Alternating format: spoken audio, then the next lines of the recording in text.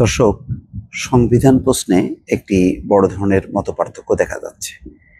যেমন বৈষম্য বিরোধী ছাত্র আন্দোলনের নেতারা বলছেন যে তারা মুজিববাদী সংবিধানের কবর রচনা করতে চায়, এই সংবিধান চলবে না। তারা সংবিধান একেবারে নতুন করে লেখার কথা বলছে। কিন্তু সবচেয়ে বড় রাজনৈতিক দল এই মুহূর্তে বাংলাদেশ জাতীয়তাবাদী দল, তারা বলছে যে না, এই সংবিধান রেখেই এগোনো সম্ভব, তবে প্রয়োজনে সংবিধান সংশোধন করতে হবে। এই যে এক পক্ষ সংবিধান সংশোধন চাচ্ছে, আর এক পক্ষ বলছে সংবিধানের একেবারে কবর রচনা। কেন কবর রচনা? তারা মনে করে যে এই সংবিধান ফ্যাসিবাদের জন্ম দেবে, কখনোই দেশ ভালোভাবে চলবে না।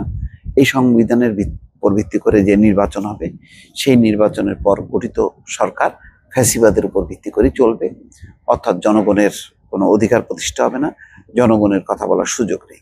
এই যুক্তিটা তারা দিচ্ছে। অর্থাৎ ফ্যাসিবাদকে কায়েম করার জন্যই হচ্ছে এই সংবিধান। কিন্তু তার বিপরীতে ডক্টর কামাল হোসেন সহ যারা পুরনো রাজনীতিক, তারা কিন্তু বলছেন যে সংবিধান সংশোধন করতে হবে, যেখানে যেখানে সমস্যা সেই সমস্যাগুলো সমাধান করতে হবে। কেননা এই সংবিধানের ভিত্তি হচ্ছে বাংলাদেশের স্বাধীনতা। বাংলাদেশের স্বাধীনতা এবং মুক্তিযুদ্ধের উপর ভিত্তি করে এই সংবিধান এসছে। সুতরাং এই সংবিধানকে রাতারাতি কবর দেওয়া যাবে না, বাদ দেওয়া যাবে না।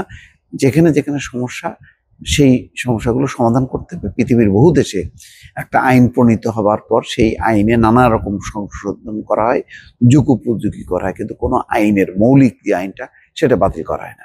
সুতরাং বাংলাদেশের যে সংবিধান, এটি ৭২-এর সংবিধান, এটি হচ্ছে মুক্তিযুদ্ধের একটি আকাঙ্ক্ষা বাস্তবায়নের সংবিধান।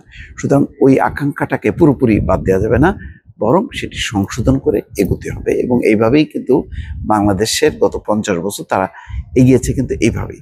এই যে একটা বড় মত পার্থক্য, এবং বৈষম্য বিরোধী ছাত্র আন্দোলন জাতীয় নাগরিক কমিটি বলছেন যে তারা ৩১শে ডিসেম্বর একটি ঘোষণা দেবে, সেটি হচ্ছে বর্তমান যে সংবিধান, সেই সংবিধান কবর দেওয়া হবে। ঠিক তার বিপরীতে কিন্তু বিএনপি অন্য কথা বলছে। কি কথা বলছে? যেমন আজকে মির্জা আব্বাস বলছেন যে সংবিধানকে কবর দেওয়ার কথা বললে কষ্ট লাগে। কেন এই কথা বলছেন? তিনি বলছেন যে শহীদের রক্তের উপর দিয়ে লেখা যে সংবিধান, সেই সংবিধানকে যখন কবর দেওয়ার কথা বলা হয়, তখন কিন্তু আমাদের কষ্ট লাগে।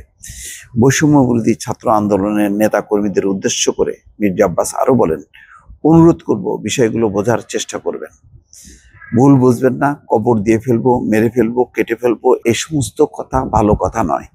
এই ধরনের কথা ফ্যাসিবাদের মুখ থেকে আসে। সংবিধান নিয়ে বৈষম্য বিরোধী ছাত্র আন্দোলনের নেতা হাসনাত আবদুল্লাহর একটি মন্তব্যের প্রেক্ষাপটে এসব কথা বলেন মির্জা আব্বাস। আজ রোববার পল্টনে গণমাধ্যমের যে সাংবাদিকদের সঙ্গে মত বিনিময়কালে তিনি এই কথা বলছেন। এতে ঢাকা মহানগর দক্ষিণ বিএনপি নির্বাচিত নেতা, দক্ষিণ বিএনপির সাবেক নেতারা অংশ নেন। রোববার বাংলা মোটরে বৈষম্য বিরোধী ছাত্র আন্দোলনের কেন্দ্রীয় কার্যালয়ে আয়োজিত সংবাদ সম্মেলনে জুলাই ঘোষণাপত্রের মাধ্যমে ক্ষমতাচ্যুত আওয়ামী লীগকে নাৎসি বাহিনীর মতো অপ্রাসঙ্গিক ঘোষণা করার কথা বলেছেন সংগঠনের আহ্বায়ক হাসনাত আবদুল্লাহ। একই সঙ্গে ৭২ সালের সংবিধানকে মুজিববাদী সংবিধান হিসেবে তুলে ধরে তার কবর রচনা করার কথাও বলছেন। মির্জা আব্বাস তার বিপরীতে বলছেন, ১৯৭১ সালে মুক্তিযুদ্ধে সম্মুখ ভাগ থেকে অংশগ্রহণ করেছি। ১৯৭১ সালে আমার বহু বন্ধু শহীদ হয়েছে। শহীদের রক্তের উপর দিয়ে লেখা যে সংবিধান, সেই সংবিধানকে যখন কবর দেওয়ার কথা বলা হয়, তখন কিন্তু আমাদের কষ্ট লাগে। এ প্রসঙ্গে তিনি বলেন, আমরা তোমাদের অগ্রজ হিসেবে কষ্ট পাই। কথাটা এভাবে বলা কি ঠিক হলো? ওই সংবিধান যদি খারাপ কিছু থাকে, নিশ্চয়ই সেটা বাতিলযোগ্য। বৈষম্য বিরোধী ছাত্র আন্দোলনের উদ্দেশ্যে মির্জা আব্বাস বলছেন, এই ধরনের কথা ফ্যাসিবাদের মুখ থেকে আসে। কবর দিয়ে ফেলবো, মেরে ফেলবো, কেটে ফেলবো, এই সমস্ত কথা ভালো না। যাই হোক, একটা পরিষ্কার কিন্তু দ্বিধা বিভক্তি দেখা যাচ্ছে। নাগরিক কমিটি, বৈষম্য বিরোধী ছাত্র আন্দোলন যেভাবে দেখছে বিষয়টা, বিএনপির মতন বড় রাজনৈতিক দল, তার নেতা মির্জা আব্বাস সেই কথা বলছেন না। বাকি নেতারাও কিন্তু একই অবস্থান। তারাও বলছেন যে এই সংবিধান সংশোধনের মধ্য দিয়ে এগোতে হবে। আর পুরো সংবিধানের ব্যাপারে যদি কিছু করতেই হয়, সেটা হচ্ছে নির্বাচিত সংসদ করবে, জনপ্রতিনিধিরা করবে। দর্শক, ভালো থাকবেন। আল্লাহ হাফেজ।